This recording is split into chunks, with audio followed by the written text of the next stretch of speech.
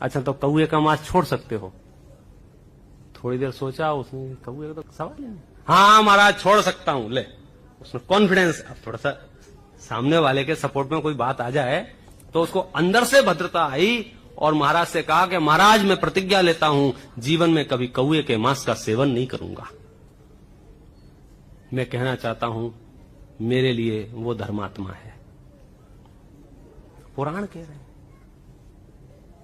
इतनी विराट दृष्टि चाहिए। धर्मात्मा माने जिसने अभी अभी जिन शासन में कदम रखा है, जिसने एक भी हिंसा का त्याग किया है, उसके अंदर उतने अंशों में तो भद्रता ने जन्म लिया ना।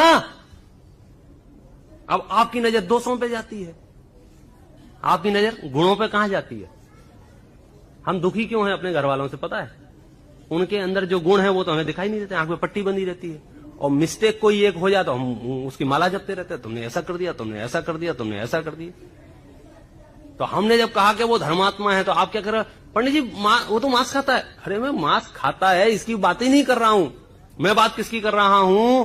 उसने कौए के मांस की त्याग की प्रतिज्ञा की है, संकल्प लिया है। वहां से लेकर के 12वें गुण स्थान तक जितने भी हैं वे सब धर्मात्मा हैं। मतलब आप समझे, मेरे घर में जितने सदस्य हैं वे धर्मात्मा हैं। उनकी सेवा करने से धर्मात्माओं की सेवा का पुण्य लगता है। आप ये मत देखो वो क्या बोलता है क्या नहीं बोलता है, वो धर्मात्मा है। मेरे समाज के जितने भी लोग हैं ये सब यहां धर्मात्मा बैठे हुए हैं। इनकी सेवा करने से मुझे पुण्य लगता है।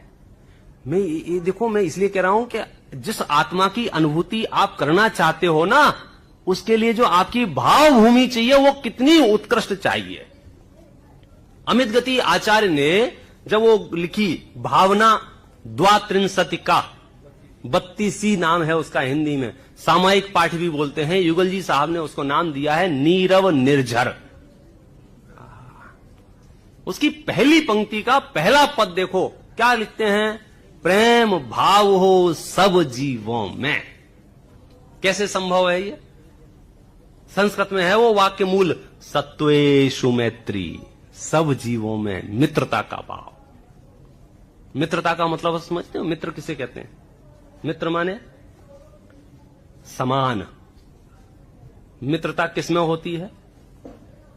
किसमें होती है? अमीर में गरीब में, स्त्री में पुरुष में, बालक में वृद्ध में। मित्रता माने समान लोगों में मित्रता होती है। नहीं कह रहा हूं, मैं कह रहा हूं कि मित्रता समान महसूस कराती है। समझो, मेरे और कमल भाई से दोस्ती हो जाए तो जरूरी नहीं है कि मेरे पास भी उनकी जितनी 6 गाड़ियां हों, लेकिन मेरे चित्त में उनके प्रति और उनके चित्त में मेरे प्रति एक समानता का भाव आता है। इसके लिए एक बड़ा उदाहरण पौराणिक दिया जाता है, श्री कृष्ण और सुदामा का, मित्रता का।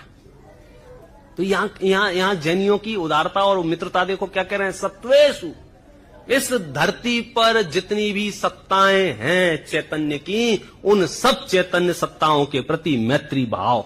यहां से आपका धर्म शुरू होगा भाई साहब, सबके प्रति मैत्री भाव।